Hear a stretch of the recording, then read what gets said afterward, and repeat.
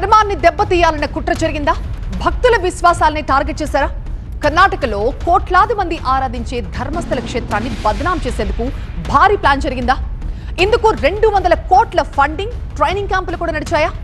అసలు వివాదంలో నటుడు ప్రకాష్ రాజ్ పేరు ఎందుకు వచ్చింది? మాస్క్ మ్యాన్ చిన్నయ్య చెప్తున్న కొత్త ఆరోపణలేంటి?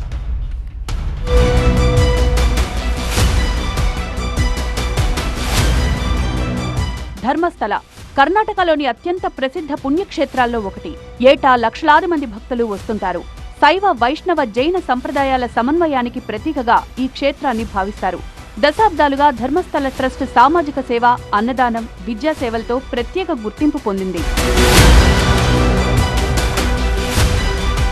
అలాంటి ధర్మస్థల పేరు చుట్టూ గత కొంతకాలంగా పలు ఆరోపణలు చక్కర్లు కొడుతున్నాయి. గతంలో అక్కడ మహిళలపై దాడులు, హత్యలు, సామూహిక సమాధులు ఉన్నాయంటూ సోషల్ మీడియాలో ప్రచారం జరిగింది. ఈ ఆరోపణలపై సిట్ విచారణ కూడా జరిపింది. ఇప్పటి వరకు ప్రచారంలో ఉన్న అనేక అంశాలకు ఆధారాలు లభించలేదని వెల్లడించింది.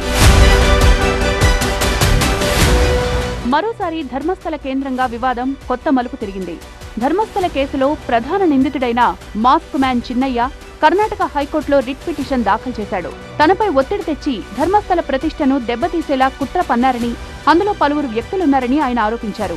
ఇందుకు 200 కోట్ల రూపాయల ఫండింగ్ జరిగిందని, ధర్మస్థలకు వ్యతిరేకంగా ఎలా ప్రచారం చేయాలో కూడా కొందరికి శిక్షణ ఇచ్చారని చిన్నయ్య తన ఫిర్యాదులో పేర్కొన్నారు.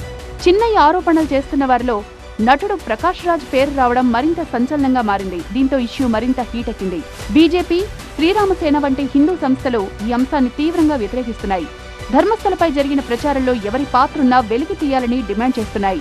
శ్రీరామసేన అధినేత ప్రమోద్ ముతాలిక్ బహిరంగంగా ప్రకాష్ రాజ్ను విచారించాలని కోరారు. బీజేపీ నేతలు కూడా ప్రకాష్ రాజ్ పై విమర్శలు గుప్పిస్తున్నారు. హిందూ ధార్మిక సంస్థలపై పదే పదే వ్యాఖ్యలు చేస్తున్నారని, పూర్తి దర్యాప్తు జరగాలని డిమాండ్ చేశారు.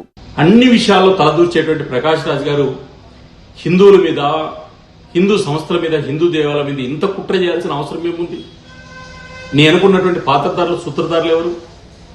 తక్షణం ప్రకాష్ రాజ్ని అరెస్ట్ చేయాలి. ప్రకాష్ రాజ్ గారు స్వచ్ఛందంగా ఈరోజు ముందుకొచ్చి కోట్ల మంది హిందువులకు సమాధానం చెప్పాలి. దీని అనుకున్నటువంటి యొక్క కుట్రదారులు ఎవరు, వాళ్ళని కూడా బయటపెట్టాలని డిమాండ్ చేస్తారు. మరోవైపు ప్రకాష్ రాజ్ మాత్రం ఆరోపణలను ఖండించలేదు, అలాగని అంగీకరించనూ లేదు.